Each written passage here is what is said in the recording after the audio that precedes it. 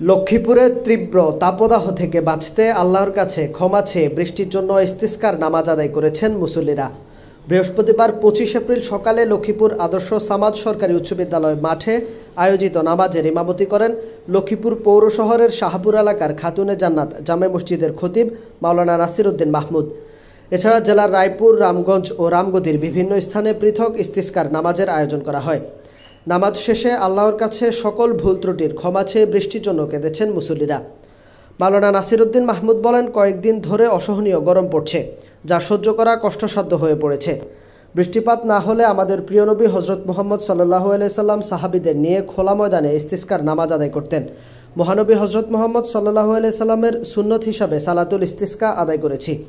আল্লাহর কাছে আমাদের সকল ভুল ত্রুটির ক্ষমা চেয়েছি। আল্লাহ যেন আমাদের গুনাহ মাফ করে দেন, আমাদের উপর রহম করেন, আবহাওয়া অনুকূলে এনে রহমতের বৃষ্টি বর্ষণ করেন।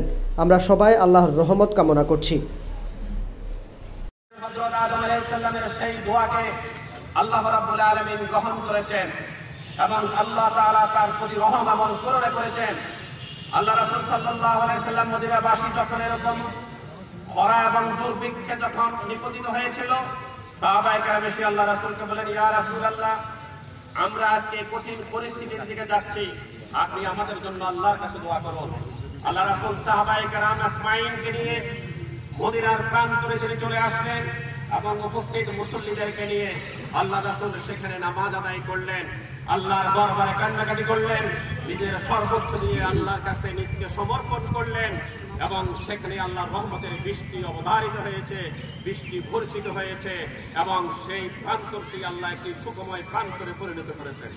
সম্মানিত উপস্থিতি, আজকের এই দোয়া আমরা এখানে একত্রিত হয়েছি সালাতুল ইস্তিসকা তথা বৃষ্টির জন্য এই নামাজ আদায় করার জন্য।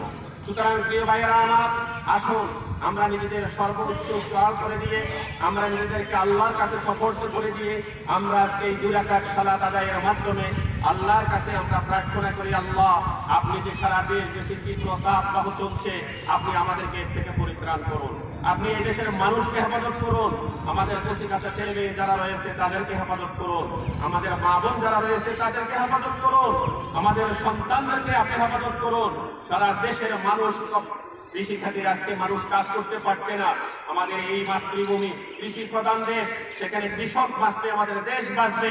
আজকে আমার কৃষক ভাইরা মাঠে কাজ করতে পারছেন না, আমাদের শ্রমিক ভাইরা মাঠে কাজ করতে পারছেন না। আমাদের সেই শ্রমিক ভাইদের জন্য আমরা দোয়া করব, আল্লাহ তাআলা যেন আমাদেরকে এই গরমকে আল্লাহ তাআলা যেন হযরত ইব্রাহিম আলাইহিস সালামের জন্য আল্লাহ যেভাবে করেছেন, হযরত ইব্রাহিম আলাইহিস সালামের জন্য আল্লাহ সুবহানাহু ওয়া তাআলা কালামে হাকিমের মধ্যে ঘোষণা করেছেন, কুলনা ইয়া নারু কুনি বারদাও ওয়া সালামান আলা ইব্রাহিম। সেদিন আল্লাহ সুবহানাহু ওয়া তাআলা বলেছেন, হে আগুন, তুমি আমার ইব্রাহিমের প্রতি শীতল এবং ঠান্ডা হয়ে যাও।